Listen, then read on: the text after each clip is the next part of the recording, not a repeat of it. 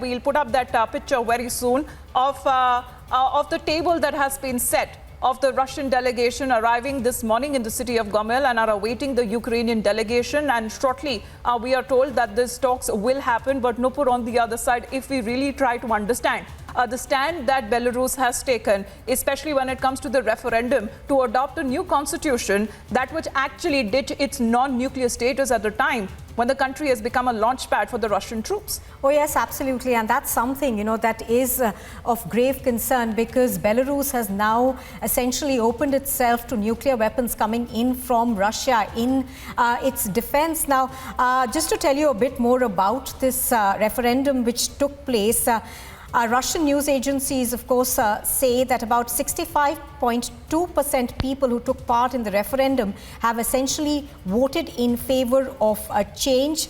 These results, of course, come as little surprise given the tightly controlled rule of President Lukashenko. It could, of course, now bring nuclear weapons back on Belarusian soil for the first time since the country gave them up after the fall of the Soviet Union. So these talks are shortly set to begin, even as we haven't really seen a de-escalation in terms of the military conflict from Russia's side.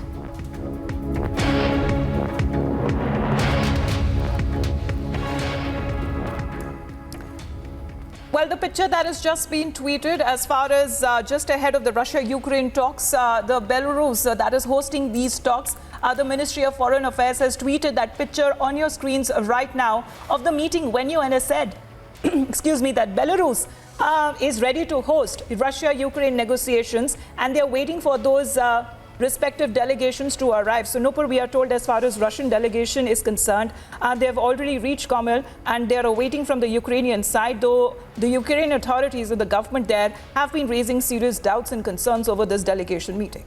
Oh, yes, absolutely. And, we've seen those serious doubts coming in from the US President Biden as well as senior leadership of the United States of America, where they've said that if Russia was serious about these talks, it would first de-escalate the conflict that's taking place in Russia.